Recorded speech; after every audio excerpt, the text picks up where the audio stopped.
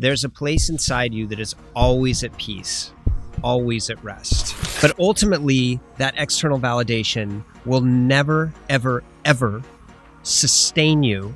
It will never give you what you're actually looking for. So the system that we've created is upsetting to me because it's making us more sick. You have to love yourself fully before you can love somebody else, truly.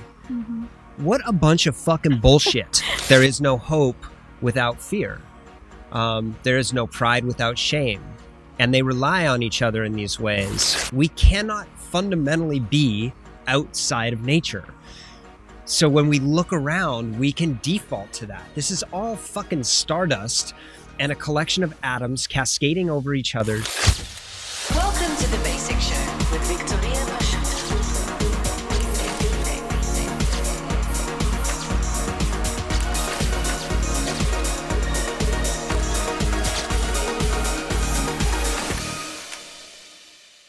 Hello, beautiful people. Welcome to The Basic Show.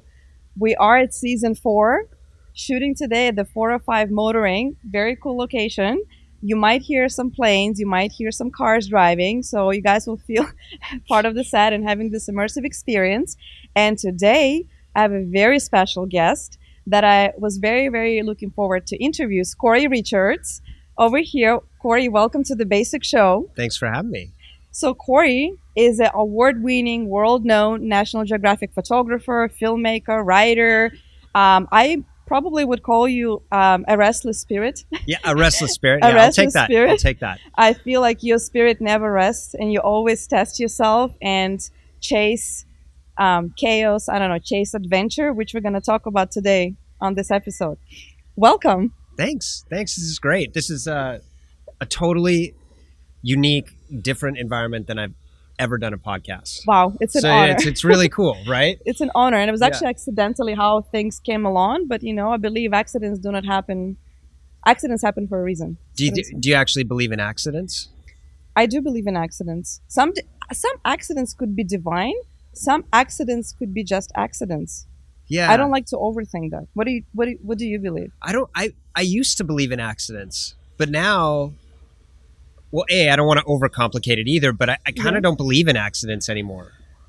In the same way I don't believe in timing. We always say the timing was exactly what it was, and that's it.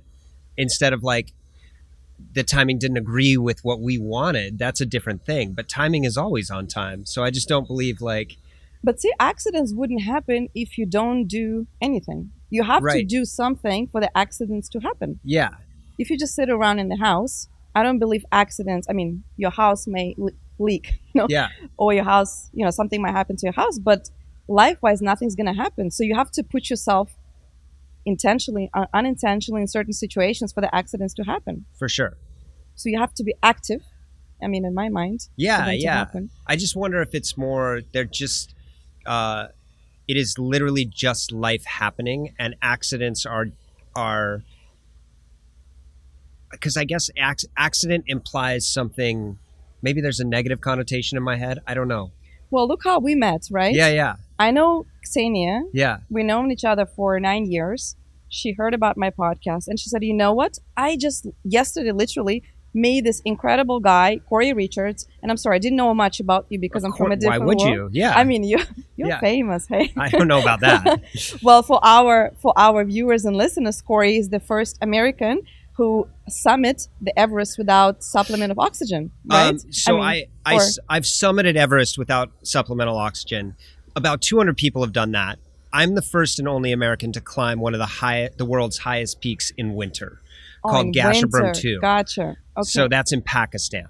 But yes, both are true. Okay. Yeah. So, hey, these are the facts I have, but thank you for clarifying. So what was the mountain in Pakistan? It's called Gasherbrum 2. Okay. And it's the 13th highest mountain in the world. 13th, okay. So in the world, there are 14 peaks that are above 8,000 meters. So above 26,240 feet.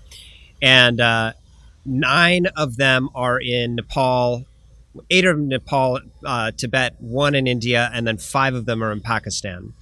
And all of those in the southern area had been climbed in winter, but the 5 in Pakistan never had. And we went in 2010-11, the winter, and managed to do the first winter ascent, which is basically just stupid. So when you say we, who was with you?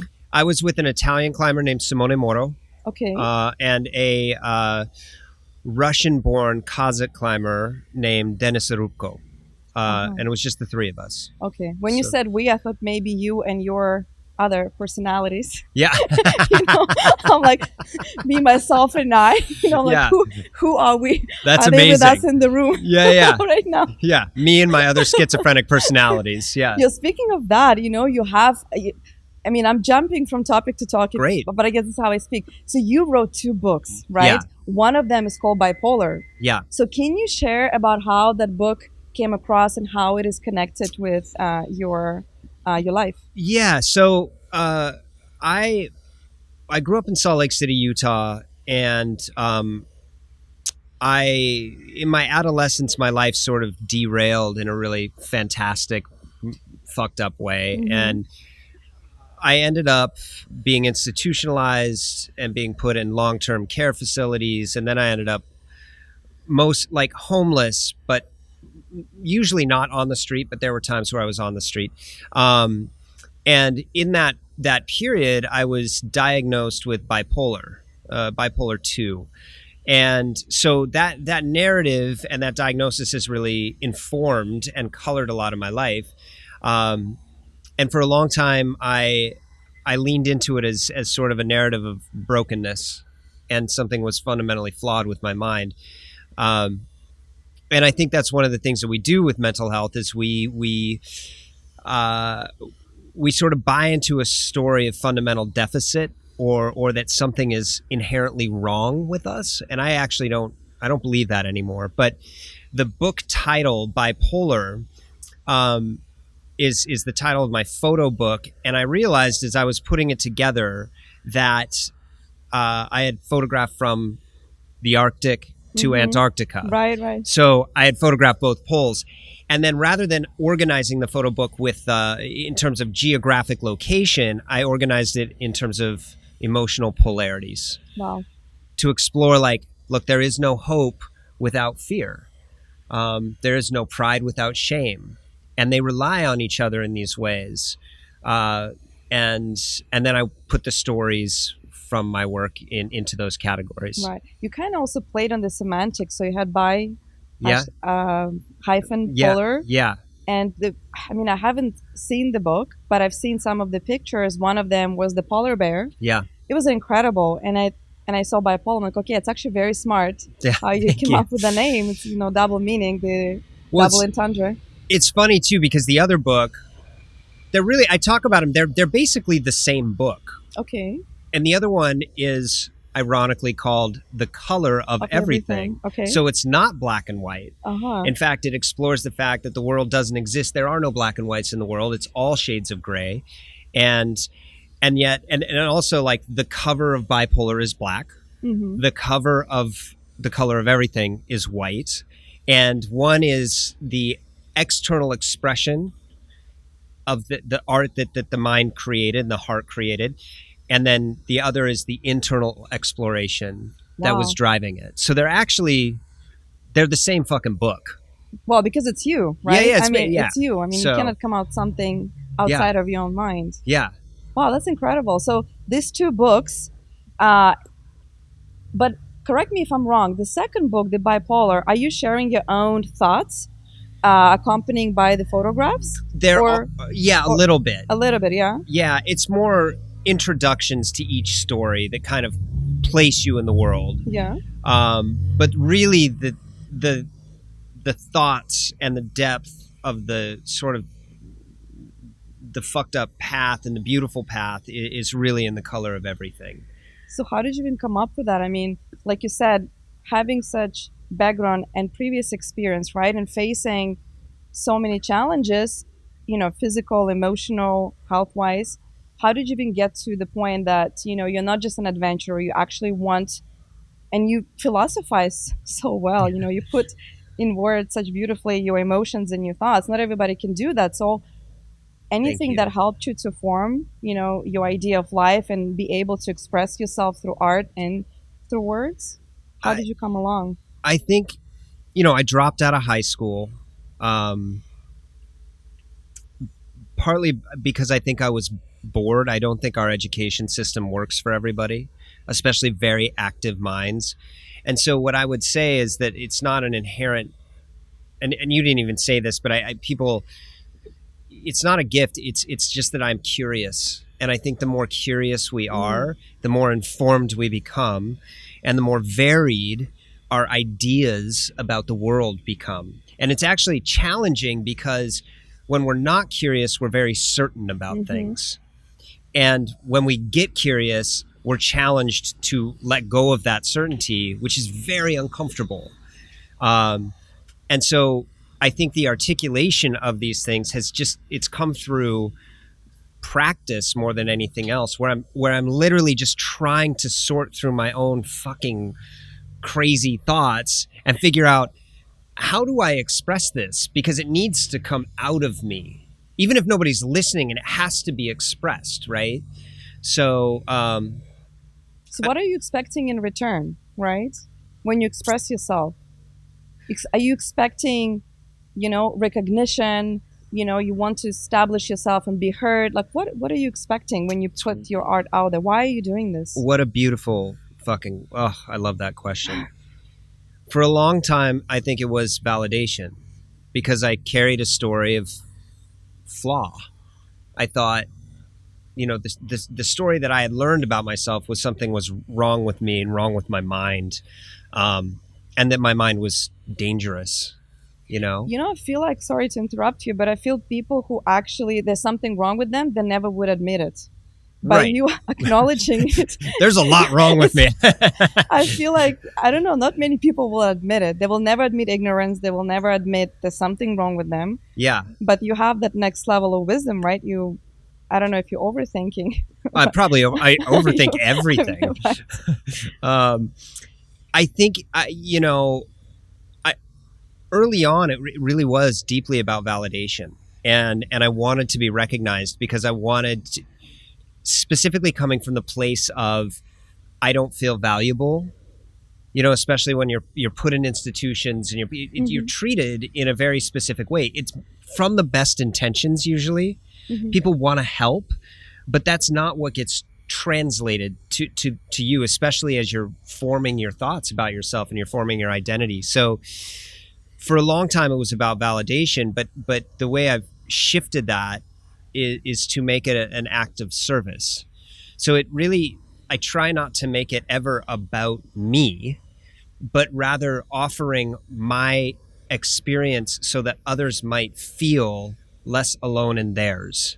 And I think that is the power of storytelling. That's why we tell stories, is to invite other people into a more comprehensive and hopefully more compassionate understanding of themselves and all of our messiness and all of our contradictions and all of our hypocrisies and all of the cataclysmic mistakes we make and the ways we hurt other people. Because if we can be honest about that, then when those things happen to us or we see other people doing it, we can have more compassion for them. So it's an act of service. That's all art is. I think art is, first of all, I don't believe that people are necessarily artists. I think we are all antennas into the same sort of universal consciousness, and we're all tuned slightly differently. And all art is the expression of, whether you want to call it source energy, love, universal consciousness, it is just being expressed individually through that person. And so I don't necessarily believe it comes from pain. I think it's all one thing being expressed differently. I have like millions of questions from what you just said. I'm like, wow. First of all, okay, let's go back bit by bit to dissect your mind a little bit. So please help me understand myself. Right. Okay. So you were looking initially for that validation, saying, you know what? I'm going to do the craziest thing in the world that maybe like 1% of men are capable of. Yeah. Once you achieve that validation, right? The global recognition, you've been recognized, you have so many interviews and podcasts and magazine covers. how do you feel? Did it make you happy after you achieved that validation that was initially your goal? Well, yeah, I mean, definitely it makes you happy. Because look, the basic, one of the most basic, Yes. can I say basic 3 times in a row? Hey, more basic, Basic, better. basic, Can basic. be- The basic element of survival is social acceptance, because we're a social animal, right? So there's something very natural about wanting to be validated by your peers and culture and everybody around you, right? That's totally okay. And seeking that to some degree ensures survival. And that's a beautiful piece of us, right? So when it gets extended, well, my experience was when it gets extended further and further and further into fame, and I don't think I was ever famous, but in small circles I was well known. You're very humble. So when it gets extended that way, what's interesting is there's an inverse value add, because you're already recognized, so you have to be more and more and more recognized to get the same charge. But ultimately, that external validation will never, ever, ever sustain you, and it will never give you what you're actually looking for, I love that. which is internal wholeness. Likewise, I don't believe that we're ever entirely, we've never entirely arrived. What do you mean? Meaning we are always all whole, no matter where we are. Okay. It's a self-perception that something is missing, but nothing ever is missing. If we default far enough into ourselves, if we can fold inside out, and I'm going to quote a woman named Elena Brower, who's amazing. Look her up. She starts a meditation by saying, there's a place inside you that is always at peace, always at rest. And she goes on to explain that when we operate from that place, we become peace. We're not expressing peace, we are peace. And my understanding is that place is always there. We're not cracked. There is something in us that is unbreakable. And all that we're being asked to do through this whole experience is find it and get closer and closer. And the irony is, you don't even have to find it. Once you touch it, you realize it was never lost to begin with. Oh my God, I have goosebumps. I don't want to start another huge topic, but I'm really into I'm sweating and so hot in here. It is, but that's why our brain works a little bit more intense. Listen, I'm all about the secrets of the universe. And I don't know if I'm going to say it correctly, if I'm going to put it nicely in words, but what you just said resonated with me, because I do believe that we're always looking for that source, for that power, but we don't realize it's always within us. We are that inductor, right? We are that energy. And sometimes we're looking, like you said, for the external validation, for external power, either it's religion or either it's an idol, right? Or you worship somebody, but at the same time, we forget that all the power we need is within, right? And I'm not sure if I said it beautifully as I had it in my mind, but what you just told me, I feel it takes time and personal obstacles to get to that point. So what was that point in your experience, in your life, that you came to that realization? Well, look, it's a realization that I feel like I have to rediscover all the time. Especially, I mean, look, the culture we live in LA, it is so easy to get lost in what we're supposed to be like. We're surrounded by a culture of opulence, and we think that we're being very unique, when in fact most of us are just trying to fit into a box that's been prescribed. That's why we idolize fame, right? What we're looking at is something we want for ourselves. Well, fame is like what you said, isn't it? The part of being recognized and being accepted. Yeah. So I mean, I guess to answer your question, like, I don't know that it's a point that I've arrived at. It's a point that I keep arriving at, and I have to remind. It's like going to the gym, And the more you touch that space, Mm-hmm.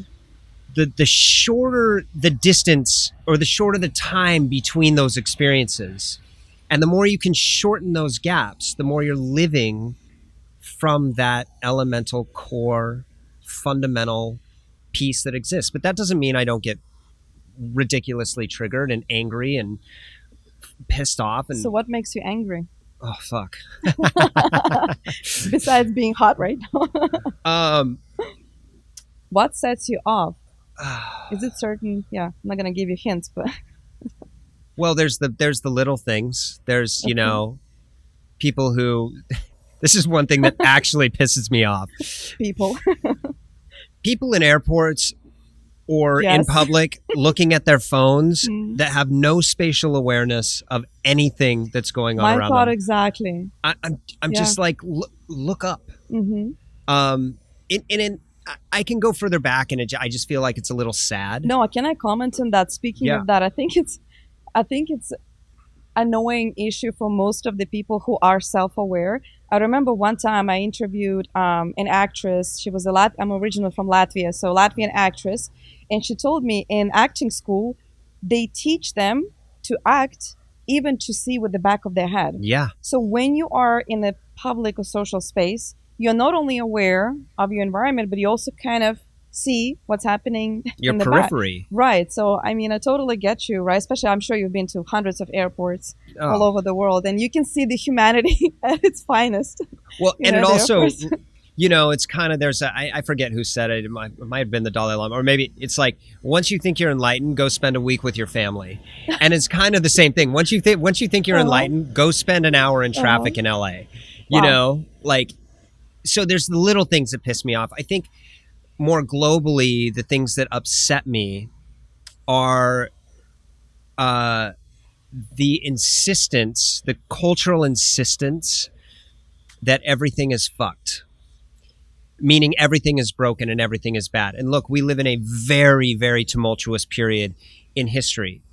And at the same time, it's different but the same, meaning we've always lived at the fastest moment in history. That's the I mean, if you look back in history, do you think our time I think our time is the best, well, by many metrics it is. right? Had to fight for survival in the beginning. Not Yeah. many lived past 30 years old. Yeah, I mean, Executions, public executions, like female burning rights. witches. Right, you burning know, like- witches. I mean, come on. I feel like nowadays could be the best time. Depends how you see it, right? You could probably see the worst, which I guess we are living in a messed up time. But at the same time, what do we compare it to? I mean, if we compare it to Atlantis, Right. you know, I'm thinking, wow, okay, we are the lowest, Right. you know, version of civilization. I believe we could be or were way more civilized and advanced, you know, hundreds of thousands, millions of years before now. So I get your point. Well, I mean, here's the thing. Language is only 100,000 years old. Hmm. We've been around for 300,000 years. Modern language, at our Debatable. best guess, right, debatable. We've been around for the infinite, you know, Right. totality of time and space. But Yes. but we as modern humans, Mm-hmm. to the best of our knowledge, have been around for about 300,000 years, and language has only been sort of evolving for about 100 to 115,000. So over the course of that, look at what we've created. And most of it is actually really phenomenal. Mhm. And it's taken terrible things to get there, unquestionably. And I'm not saying that, you know, racism and xenophobia and slavery are like should be ignored. I'm just saying, in general, the time we live in now is really marvelous. It's the most peaceful, right? We have the most comfort. We have the most access. It's really, really special. But back to the original question, what upsets me is the cultural narrative that we're fed on Instagram, that we're fed through a 24-hour news cycle, that everything is falling apart.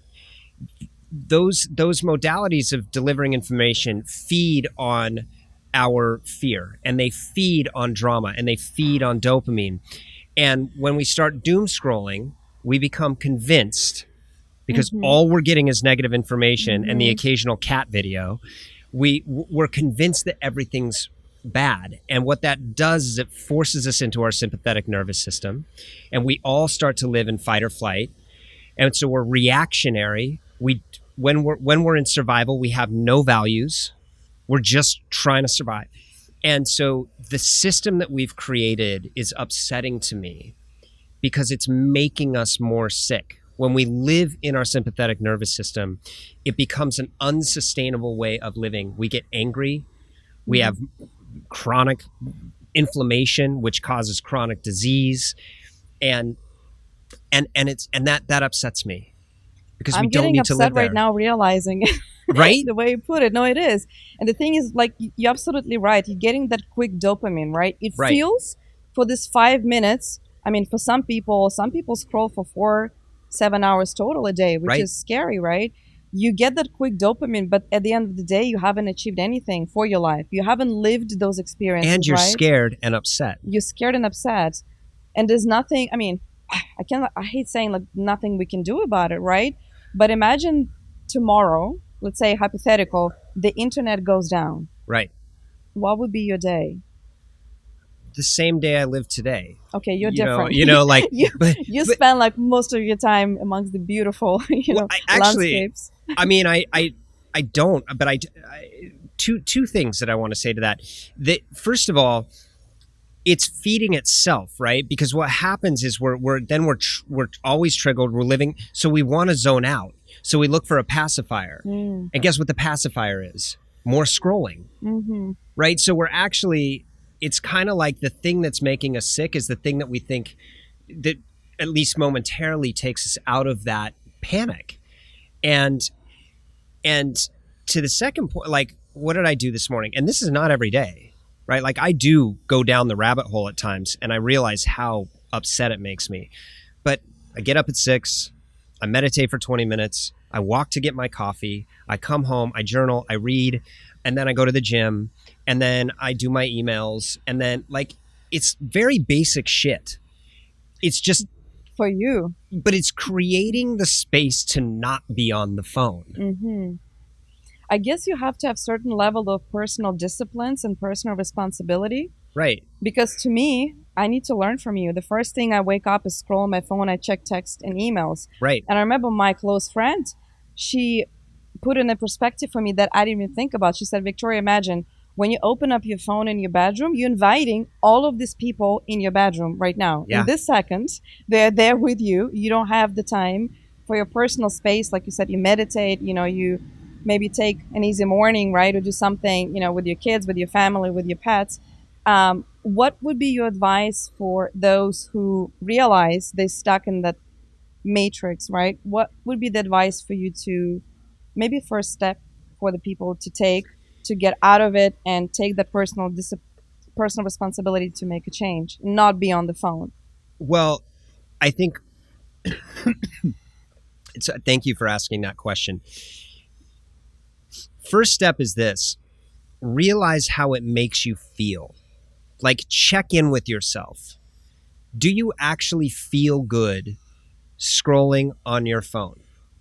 Yes, the dopamine feels, but does it actually make you feel good?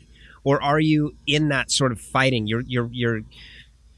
You're watching content that either reinforces the ideas you already have, or it pisses you off, or it's just mindless. Pay attention to how your nervous system feels when you finally go, ugh, and you throw down your phone because you're so sick of it. That's where everybody gets. So just key into your nervous system. How do you feel? And my guess is that most of us don't feel very good. Then memorize that feeling. Memorize the feeling of disgust that you have.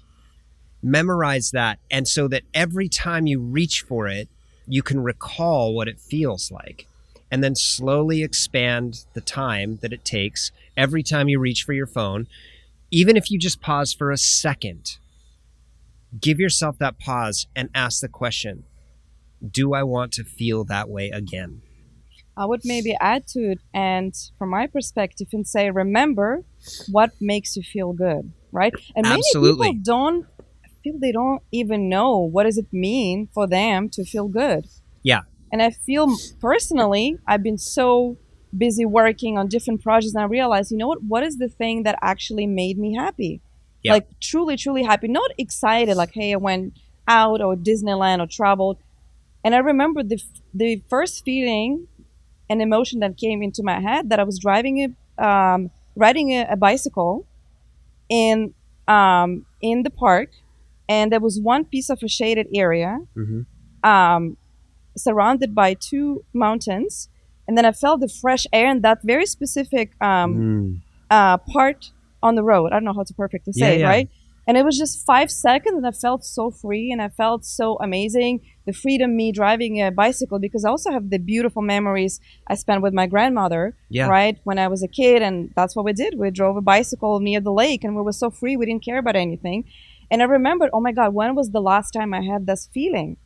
And that feeling was so far away, and made me think, and you making me think, that we are distracted so much on a daily basis with bad things, negative things that are happening all over the world, that we sometimes forget what does it even feel to feel.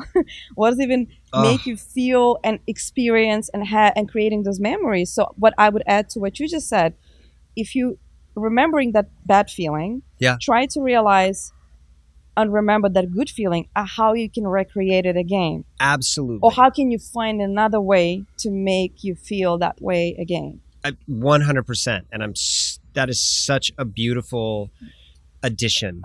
Truly it is, because it's like memorize the good feeling as well. Right. And memorize how you got there. Yeah. Because the thing is, sometimes we're stuck, right? And we're stuck in the routine. Right. You have your routine, you have your schedule, you have your work, you have responsibilities, you have bills to pay, right? Yeah, you have life to live. Life to live, right? And then we forget those little moments, and then we're looking back, oh my God, this year is almost over. I talk to my friends like, oh my God, it's almost Christmas. And they realize, okay, what have they done this past year that's almost over? And life goes by so fast.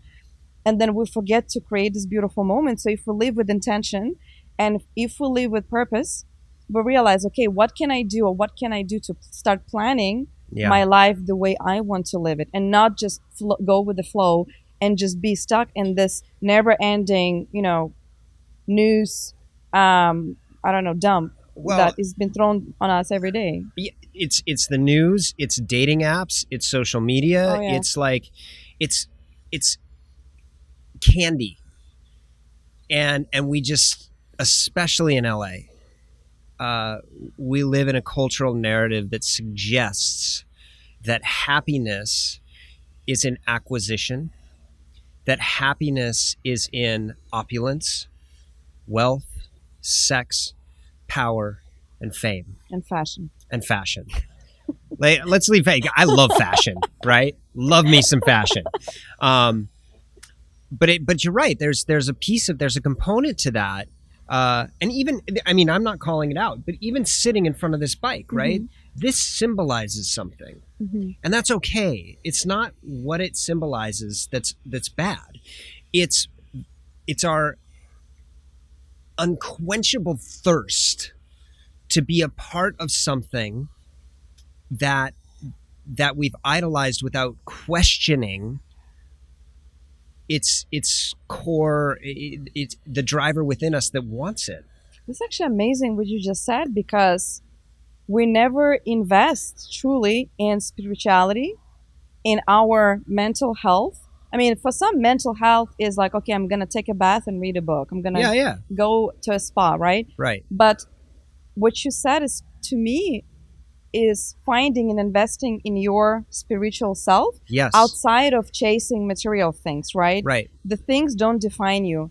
And if you put away the quote that things don't define you, so what does define you as a human, right? What defines you as a human, Cory? Well, I would rephrase this. I'm going to throw it back at you. Yeah.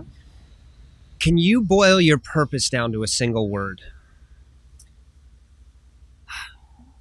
It's very interesting you asked me that, because I had an episode that hasn't released yet with my sister. And our whole episode, it was based on your purpose of life. Yeah. My sister advocates a lot for finding your purpose in life, because that defines your circle of friends. defines your relationship, defines your hobbies, defines your career. And I keep asking myself this question for many years: what is my purpose?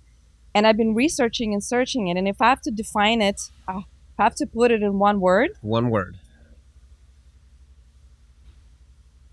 I don't know if it's correct. Difference. Make it. It's not one word. I No, do no. want to make a difference in people's life. Oh, you know what? No, let me scratch that. One word. Inspiration. Inspiration. Great. Yeah. Okay. That is... I found my life purpose. I mean, truly, I think one of the things, the reason I asked that is because we're constantly sold a narrative of find your passion and the money will follow. And that is true to some degree, Okay. right?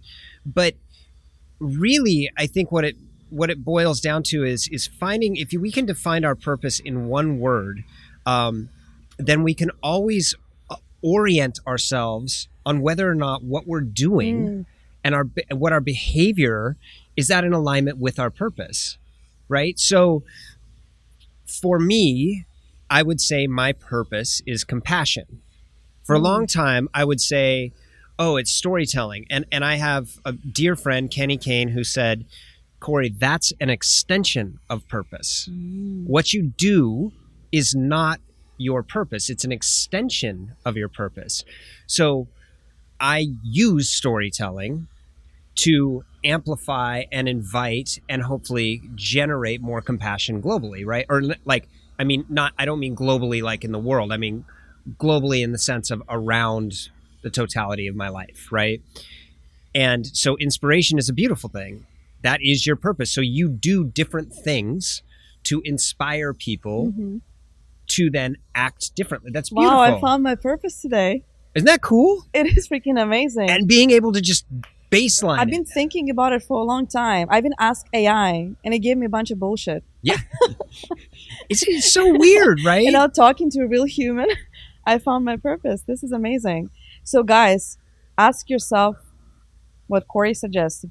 In one word, try to find what is your purpose. And it won't be a verb. You know, like your purpose could be love, Right. but not loving. That is an extension of your purpose. It won't be a verb. It'll be it'll be so much simpler than that, but it's so much more complicated, but beautiful, because then it informs and guides every single thing you do. Is this in service of my purpose? When you're scrolling on Instagram, watching conspiracy theories, you can just say, is this in service of my purpose? I almost guarantee it's not. You know? Don't get me started on that. Yeah, yeah. It's a whole different- About the aliens. We're all aliens. We're lizard people. Didn't you know that? No.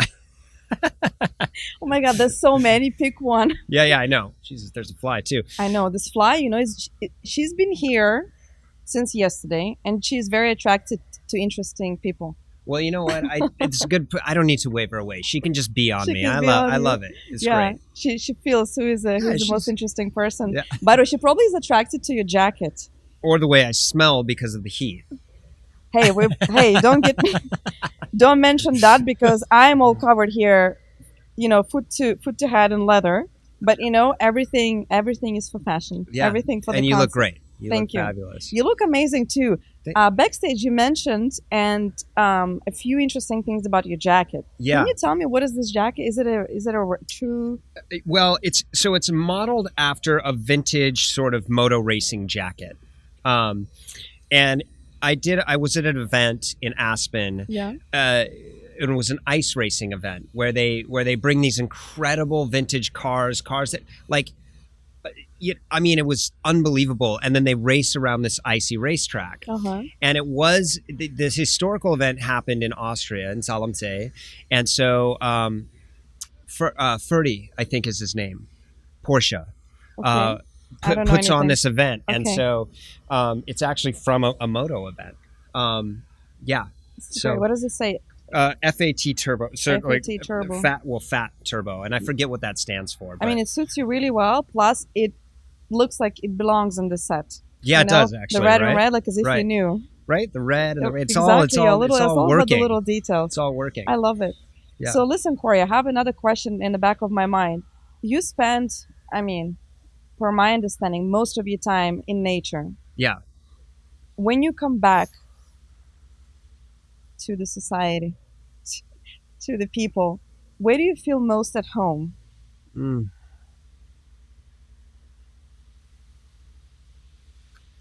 With the people I love. It isn't an environment necessarily. Certainly there are places where I feel at peace. There are geographic locations where I feel most at peace. And two come to mind. There's the Mustang on the border of Nepal and Tibet. For whatever reason, I feel so deeply connected to that place. Mustang? Mustang. It's spelled Mustang, but it's pronounced Mustang. Do you have to be the chosen one to Well, to visit the place? No, but it is you do have to. It was a forbidden kingdom until 1994. Wow. And then it opened up to tourists in the 90s, and it's since been developed in some pretty tragic ways. But there's actually dirt from Mustang on these moto boots. Wow. Because the last time I was there, I wore these. So all of this stuff is... Can I touch them? Of course. Yeah. Again, magic touch of the Lost Kingdom. Yeah. I did a really beautiful motorcycle journey there. Well, And- these boots, by the way, guys, tell a story. These boots, seen some stories. Yeah. I can tell. You can probably write a whole book just about these boots. Yeah. Maybe an idea for a third book. Yeah. Where these boots have been. I mean, you can probably put it in a more poetic way. Places. Maybe the imprint from the boot in different places in the world. I've had it. That's a really great idea. I've had a very similar thought about writing a book about. You should. I wear this bead. It's called a Z, and it's probably anywhere from 2,000 to 4,000 years old, and telling a story, writing a book about a single bead, but like interweaving the story so you don't really know the connective tissue. I absolutely think you should do it. So, and then the other place that I absolutely love is Salzburg, Austria. Where I really discovered photography, but to the point of where do I feel at home when I come home from these trips, it's just being surrounded by the people that I love. That gives me the greatest sense of peace. Are they here in LA? Most of them now are, yeah. And they're not people that are. Our friendships aren't based on a shared activity. They're based in common values. They're based in sort of mutual love and support. And some of them are directors, and some of them are writers, and some of them are not in the industry at all. Some of them are fitness But what holds us together is a mutuality that is not based in going out and drinking. Mm-hmm. There's nothing wrong with that. So how do you spend your time with the people you love? What do you do? I go on walks, I go over to their house and hang out. I mean, it's very basic, Like just going on walks? Going on walks. Having dinners? Okay. Going to see some art, going to a movie. Like, it's such going camping, having an experience together. That's... I've never done camping before. Really? Yeah, never ever. Oh, it's so great. If I ever do a camping, it has to be glamping. Glamping's great. Glamping. I mean, I guess if you're prepared, right, you could enjoy it the most. But if I go unprepared, I'm going to be eaten by a bear. There's no bear. Viktorija went camping. She didn't come back. There's a happy bear. It's a happy bear out there. I think one of the most fulfilling things you can do with anybody is go out to the desert and roll out a sleeping bag and sleep under the stars. I love that. Once what I did, I went to a dry lake and did a picnic in a dry lake. Beautiful. And I loved it for the fact that I've never experienced such silence. Yeah. Even though the highway wasn't far away, I guess in my opinion, connection with nature is experiencing the silence. In my opinion. I agree. And I'd also add that, all of this, if we can get deep enough into our understanding of it, all of this is nature. We refer, and certainly there's a different resonance when we go out and there's no buildings and there's no traffic and there's no concrete. 100%. Our nervous system does different things. And I think when we practice enough, we can look around us. I can look around the garage here, and all of this is nature. It can't not be. It all evolved from the planet, and all of this came through our hands, but it's all derivative of us, a biological organism that has a very, very unique mind and creative mind, and has created it. None of this is unnatural. We cannot fundamentally be outside of nature. So when we look around, we can default to that. This is all fucking stardust and a collection of atoms cascading over each other. There's nothing unnatural about this. You have a crazy cool mind. Do you think you're using the full capacity of your mind? Fuck no. I mean... Do you believe that we use only, 1 or 10% of our brain? Well, Some people less. You know, I looked that up actually recently Yeah, because okay. I was like, do we, and it's not as simple as that. We use most of our mind, but it's in smaller segmentation doses, basically. So it's not to say that we only use 10% of our brains, but our processing power is more. And I don't want to speak out of turn because I'm not a scientist. I'm not a neurobiologist. Like, my understanding is it's not as simple as that. We use a lot of our brains, but in different doses at different times. But I guess if where you direct your energy to, right? Yeah. If you spend more time, meditating, you might experience something that a regular person who's always on the phone not experience, right? Yeah. I mean, I don't know if I don't want to again lie on the facts, but one of my conspiracy theories is that back in the day, humans experienced, I'm not sure if it was 32 senses, so right now we have 6 senses. There were more senses that we could experience than the modern human, like telepathy, things like that, maybe predicting the future, or maybe more sensible understanding of and healing powers, things like that. I do believe that we lost some of our capabilities through time, and we're not as advanced as we could be if we spent or divert our energy to very specific, parts of, ours. I don't know if it's a skill or gift, it's a practice. I guess. Practice or whatever you call it, right? I really... Fuck, it's so annoying because my brain can always go to both sides of things. So I want to see both of you. Bipolar.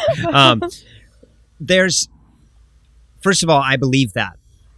I believe that we have, because we live in a more of a manufactured world, not unnatural, but more manufactured, that has us separate from what we would call more organic material. I think, again, it's all organic, but we've lost sort of a certain resonance with what people call nature. Right? I believe that. Yeah. And I think there's a lot of information and intelligence in nature and in us when we're in contact with what we call nature. The other thing I would say is right now there seems to be a push towards this sort of pseudoscience kind of... What is a pseudoscience? Pseudoscience is like where we're using basically Fake observable fact and then adapting it to fit our narrative, right? So a lot of people use sort of quantum theory to justify ideas like manifestation, right? And certainly there's an element of manifestation that's very true, but a lot of these things are being appropriated and sort of thrust forward as truth. Right. And it's a radical oversimplification of what's happening, right? And we're like, I'm going to manifest abundance. And really I look at that and I go, welcome to LA. Welcome to LA. And I'm like, so what you mean by abundance is money. That's 90%, 98% of what people are talking about. And I'm not saying that focusing your attention on that won't create wealth, but that is sort of we're using pseudoscience to create this Crystals. world, right, to create results.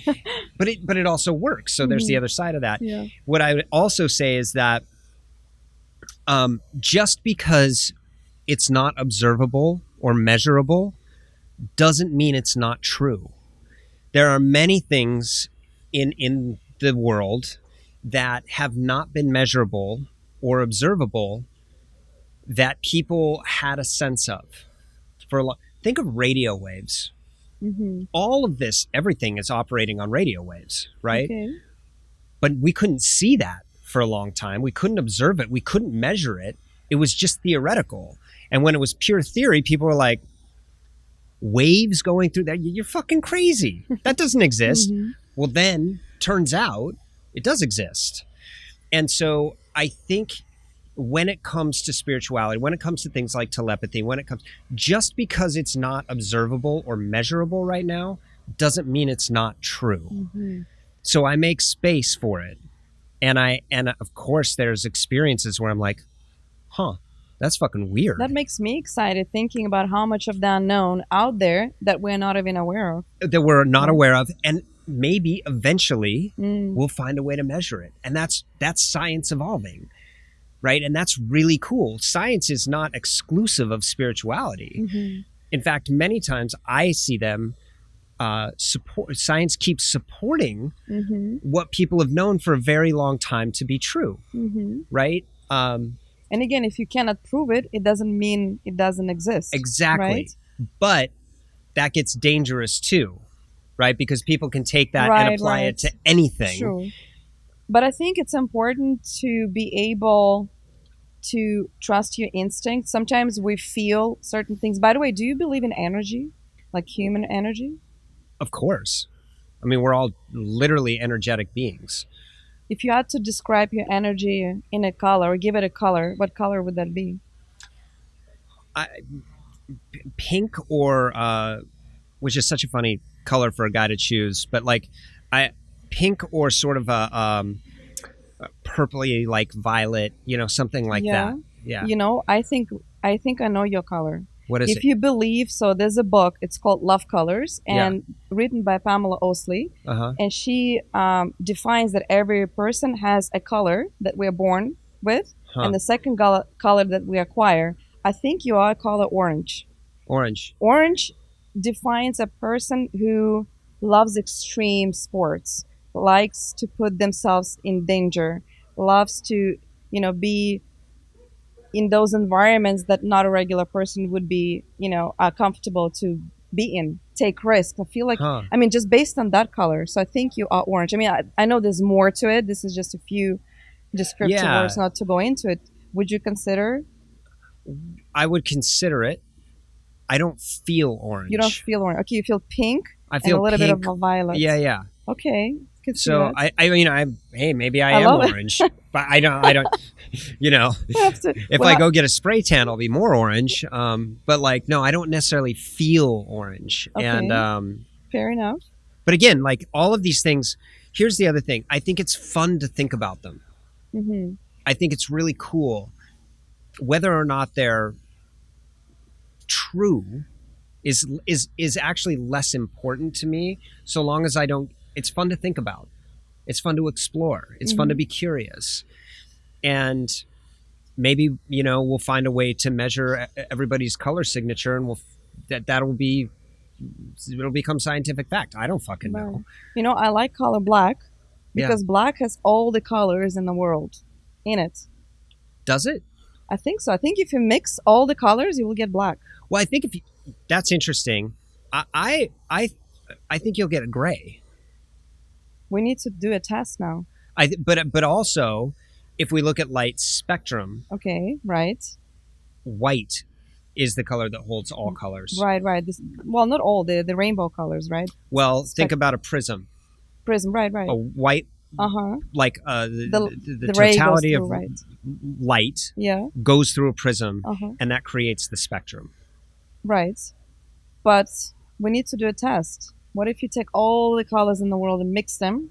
You might get either dark brown. Should we ask chat? Who has the phone? Can we check? We'll ask because this is, again, This is actually an interesting topic. Yeah. I'm going to extend it someplace else, if that's okay. Yeah, go ahead. One thing that I've been very aware of is as I talk on these podcasts, sometimes I'll say things that I think are true, and then I'll come to find out they were completely fucking not true, and it was really bad science. We want our listeners and viewers to go and check themselves. Right, exactly. Well, I want people to be curious because right now, especially again in LA, but globally, we live in a podcast soundbite culture. Right. And everybody's an expert, and everybody speaks as though they know the truth. And a guru.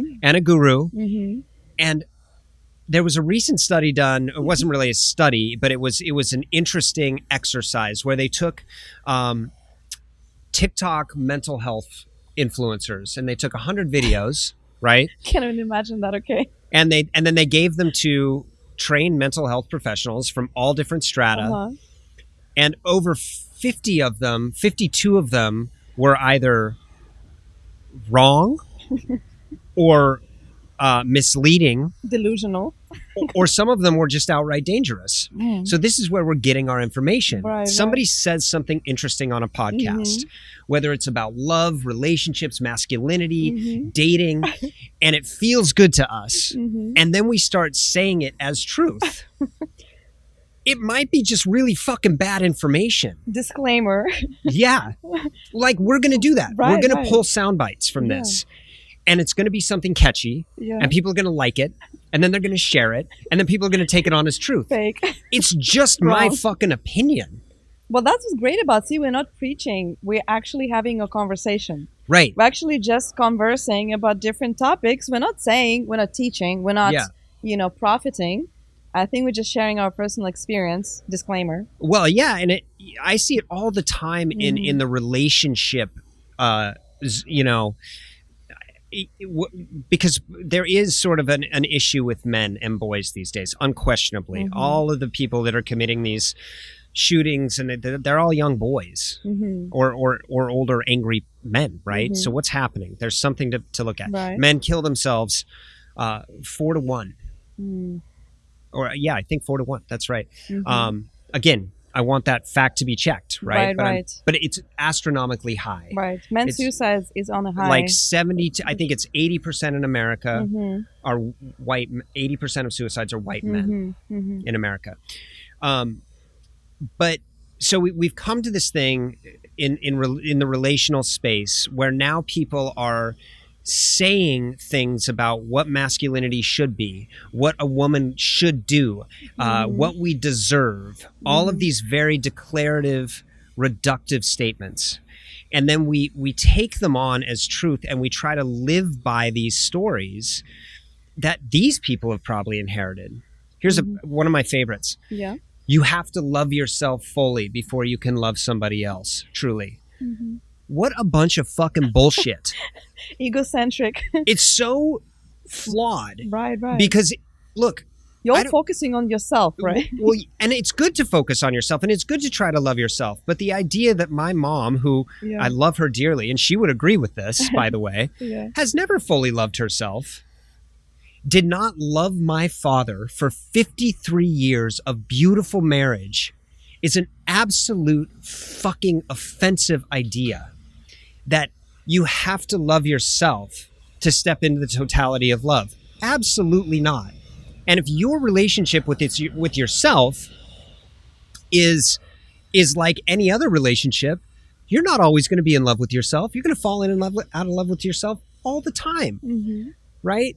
Can you fall in love with yourself after falling in love with somebody else? Of course, right? There's no rules, right? One way, right. Or what's another great one that people just always say? Like, they're always relational. They're always like, the best relationships start slow. Not always. I know plenty of people who went out on a first date, fucked that night, and have been married for 30 years happily and have great kids. We just mentioned in the other episode that it takes 7 seconds for a woman to know if this is the guy that she wants to be with the first time she sees him. And again, I've heard that, but I wonder if it's true. that we should check We it. gotta test it, right? Any it's- volunteers? Right. But it's When you true. realize it. You know, No, I get it. I feel like we live by these stamps, right? By this stereotypes, and we forget how to feel, how to think for ourselves, right? We need to just freaking be human, yeah. socialize again, put yourself in situations you've never experienced. Don't be scared, Yeah. to fail. Don't be scared to be rejected, because it's okay. That's how you develop as a human. You cannot always come out as a winner. Maybe it's not your We're day not today, supposed to come out as Right. winners all I mean, the time. but that's the thing. I think is American mentality is like everybody's a winner. I'm like, no, somebody's better, somebody's not. But even if you look how kids are raised here, right? You're a winner. You're a winner. In my school, I always had to fight to be a winner. I had to deserve that place, the first place or second place, right? And here, I feel the bar is so low. You're good. You'll be fine. Believe in yourself, manifest. Yeah. All those, catchphrases that don't really have meaning. They don't have they here's a great one. If it's not a fuck yes, it's a fuck no. Give me an example. Okay. Certainly we come into contact with people. Again, I'll put it in the relationship space, and we're like, fuck yes, right? Oh, I see. But it also gets to a point, and I'm sort of paraphrasing Ryan Holiday here, who I love. He's like, I mean, essentially the idea is any major decision I've made in my life is like 49-51. It's not always a total fuck yes. And it doesn't have to be. In fact, it shouldn't be if you're making a big life decision. You should absolutely have some discernment and fear around it. Because if you don't, you're not looking at it in its totality. You're not looking at it with honesty. But wait, hold on. I think you're 100% right on that, because you actually made me think. If you're doubting, let's say, if you speak about a relationship. Yeah. If you're in a relationship and you're doubting, it's already not a fuck yes. Right. Right? If you have doubts or you try to find excuses for somebody's bad behavior or somebody's not treating you right, you try to find excuses. Oh, maybe the person's tired. Oh, he had a hard childhood. Right. Right. It's not a fuck yes. But it doesn't mean that it's a doomed relationship or that you shouldn't be in it, or that it just because you having doubts in relationships is absolutely normal.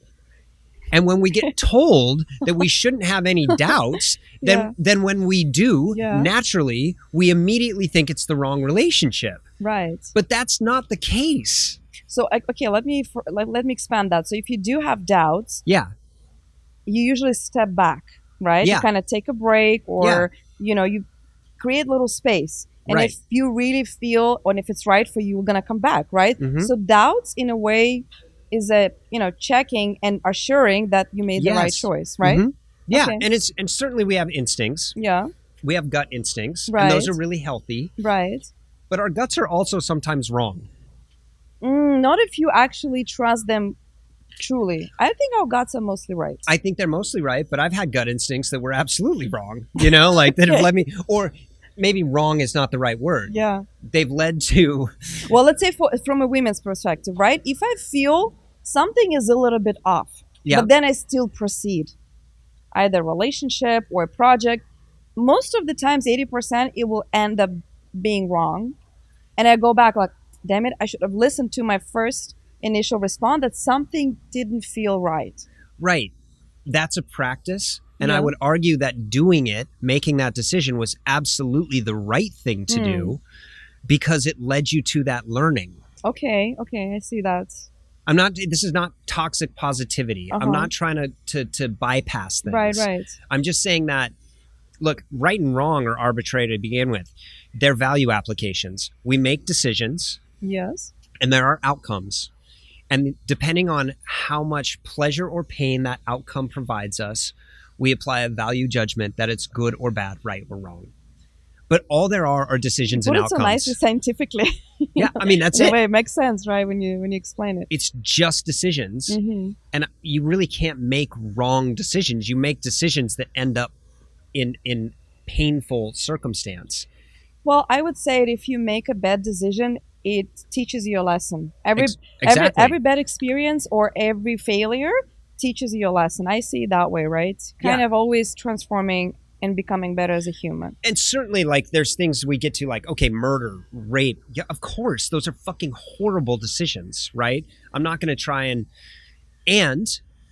as is evidenced by history, the outcomes of making decisions like that often lead to people having wild transformations that then they become advocates for, and proponents of a healthier, broader culture and society. And it's all interrelated.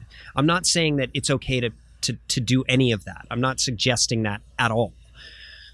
I'm just saying that there is a polarity that's operating in the strata of humanity that balances itself out naturally.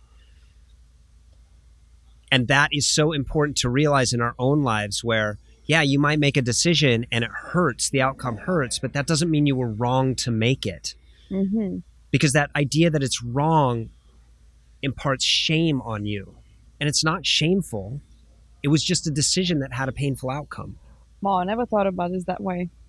I feel like on this wise words, we should wrap up this episode. But before we wrap it up, because I keep seeing Dustin keep waving red flags, because I feel like we could talk for another 4 hours. But to make a logical, beautiful ending to this interesting conversation, if tomorrow, Cory, you wake up and there's no mountains, there's no adventures, it's just you as a human, in one word, describe what that word would be to define you.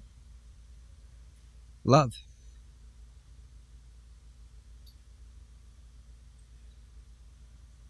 I love it. Wow. That's all of us are at our core, at our essence. That's it. That's what we're sending spiritually, telepathically to all of our listeners and viewers. Thank you, Cory. Thank you for having me. For being on The Basic Show. Today we had Cory Richards. This very insightful, deep dive into the human life. Thank you for being a guest on the show today. Love, it's so basic. So basic, but everything but basic. Yeah. Thank you. Thanks for having me. Bye. Bye.